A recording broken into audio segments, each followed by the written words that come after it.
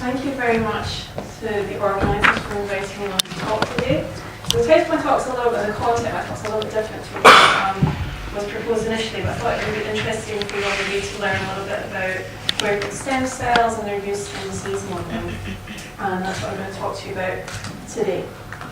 So the areas of research and expertise that I have in my lab, my work is mostly focused around stem cell biology, predominantly pluripotent stem cells, as I mentioned in the kind of introduction. I've done a lot of work looking at the immunogenicity and the potential for stem cell products to be transplanted in terms of compatibility with tissue engineering.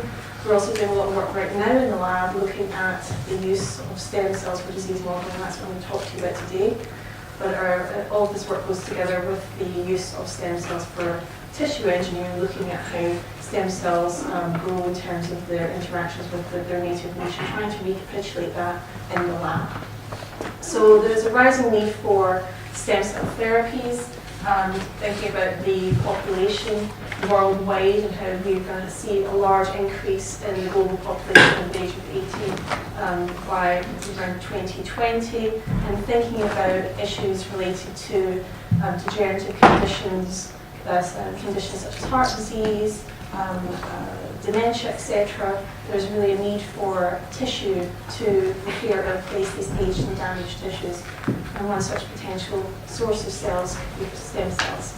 In this slide, I just wanted to show you a very basic overview of what a stem cell is. It really has to have the capacity to self-renew, and at the very least it must be what we call multipotent, and that means being able to form more than one cell type. So there are multiple types of stem cells.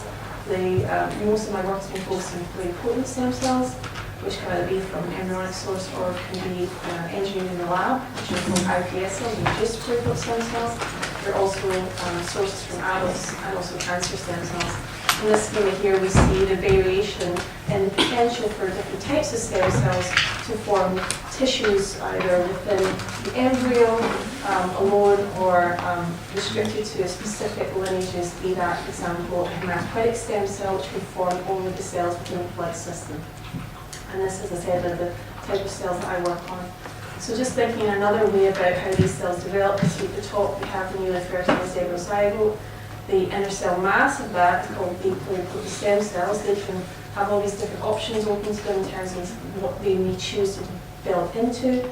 As this potential stem cell, think of it as a ball on a hill, it rolls further down the hill, then it becomes more restricted only to certain lineages and not to all lineages.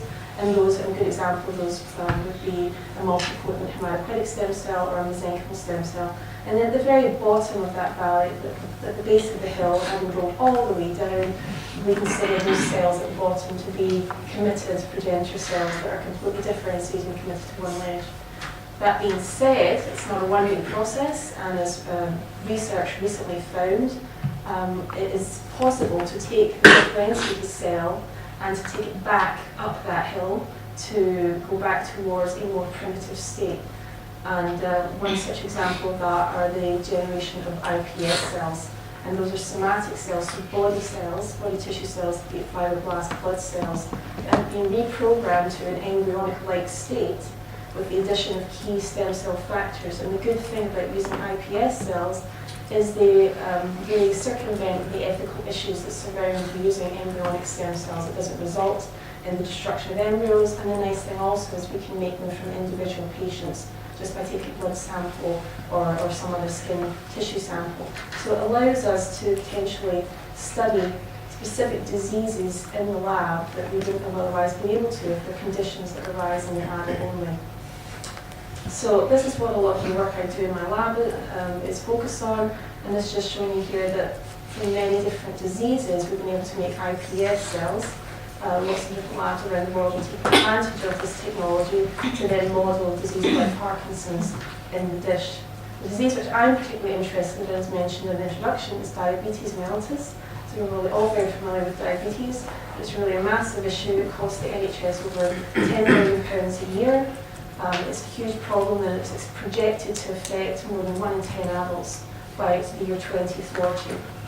There are two different types. One is type 2 diabetes, which is a metabolic disease that's caused by the inability for insulin to control blood glucose levels. Type 1 diabetes, however, is the autoimmune form of the disease. In that case, the pancreatic islets which make the insulin are actually selectively destroyed.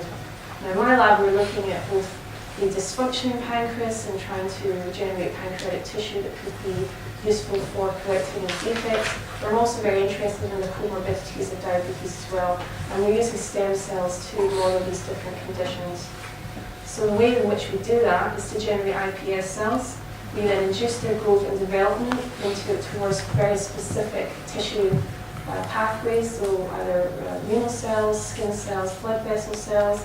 And the idea is that one can use these cells to understand more about the disease develops, look for targets that we could potentially use to try to intervene and disrupt the pathogenic processes that arise, and use drugs to disrupt these processes. So I'm not going to mention my beta cell work, but we've done a lot of work looking at using tissues to decellularize them, which is when you treat the tissue with detergents and DNAs to remove all the cellular components. They're left with a scaffold or a skeleton of the tissue behind, and we're going to use those that ECM, that extracellular matrix from that tissue. It can be used to instruct stem cells and to aid them in their development towards particular lineages. It's also one of the ways in which we can look at tissue engineering, because we can then reseed cells onto that. Another aspect of the work we're doing is to look at cardiovascular disease using stem cells, and two of the students in my lab are using iPS cells to generate tissue engineered blood vessels. This is just some data showing that we can make, which is virtually human, not mouse, we can make endothelial cells from our iPS cells, which then upon treatment in an assay, in vitro assay of angiogenesis, over time they're able to form tube-like structures, which is very typical of endothelial cells. We're also able to make vascular smooth muscle cells that can contract upon treatment with the appropriate drug. So we're using these cells, and the next steps we're going to take towards that is to try to regenerate a scaffold and see the cells back on towards the goal of making a vessel. We're also interested in diabetic nephropathy and chronic kidney disease, and we're taking steps to generate renal organoids from stem cells. That's just some data showing that we can produce similar structures to the tubules as seen in a normal kidney section. We're also looking at the skin and diabetic foot ulcers, because in diabetes there's a large issue with wound healing capabilities, and we've been generating human skin equivalents using iPS cells, which are composed of fibroblast layers, keratinocyte layers, and this is just some histology showing the very early stages of this work. We're hoping to then go on and take this forward into wound healing assays. So future directions, we're going to be doing some decellularization of the human tissue for ECM scaffolds.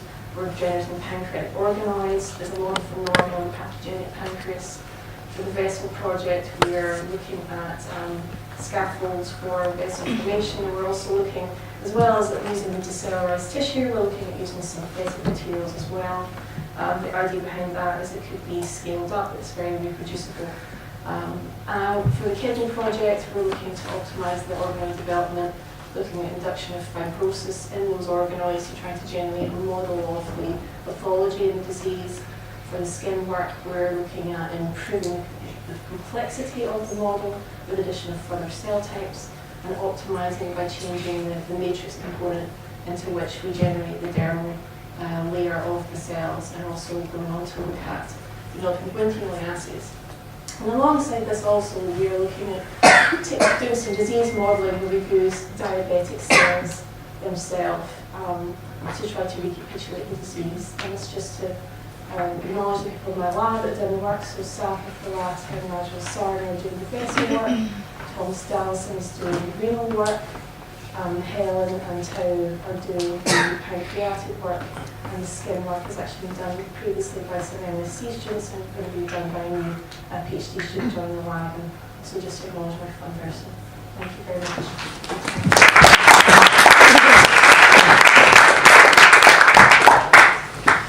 So happy to take any questions if anyone has a question.